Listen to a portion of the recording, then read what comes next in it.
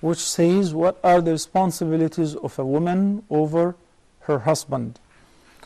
And this question is very important, and since it may take a long time to answer, I will just refer to one ayah in the Quran in this regard, and afterward we did record the whole program pertaining marriage life, marriage maintenance, and the rights of both the husbands and the wives, the spouses on each other, and so on.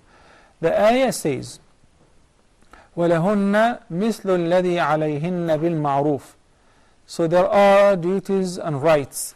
The duties which are due on the wife are similar to the duties which are due on the husband, or even. Similarly are the rights. So if the husband is in charge for the financial support, for the protection, for the care of the family, for upbringing the children properly, then the wife is a house engineer. In most cases, she should look after the children, she should take care of her husband's needs. She should not allow any person in his house whom he dislikes. She should not speak to people whom he dislikes, as long as he does not order her to sever her relations with her family members. The Prophet ﷺ once had a woman who visited him, and he said, أَذَاتُ زَوْجٍ أَنْتِ? Are you married? She said, yes. So the Prophet ﷺ said, انظري أين أنت منه فإنه إما جنتك وإما نارك.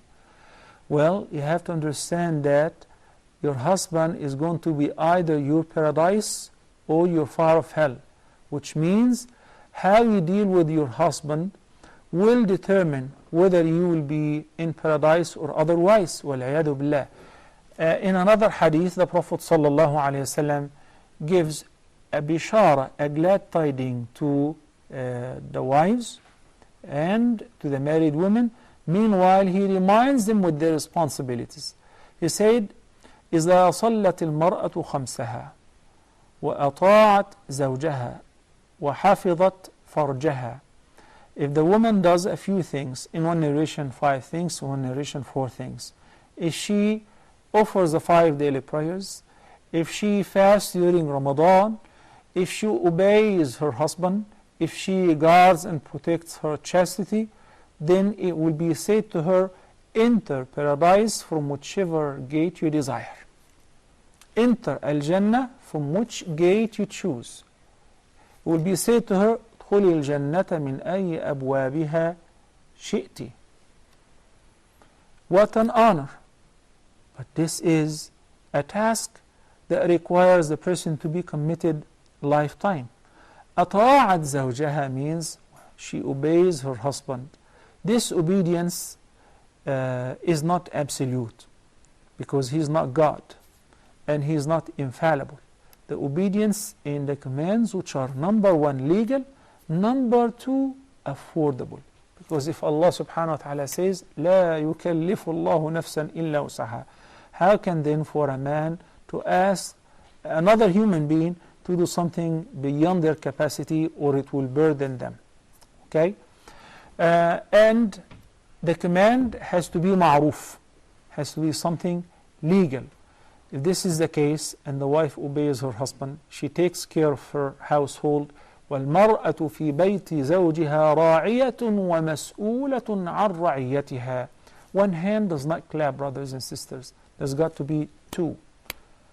The husband on one hand, and the other is the wife. So that تعاونوا, help one another, cooperate. To do what? على البر والتقوى ولا تعاونوا على الإثم والعدوان. A few things the Arabic Bedouin poet, she was a woman, advised her daughter.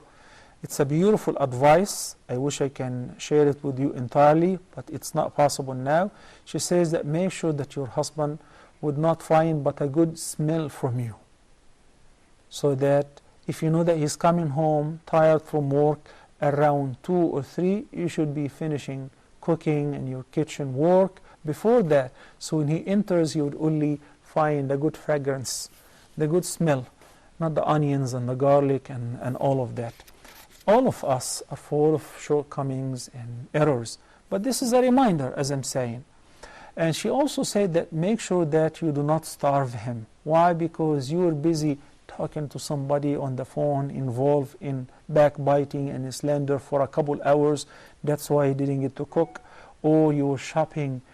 If this is done once in a while, no problem. But if it is done on regular basis, the husband will have to look around for somebody else.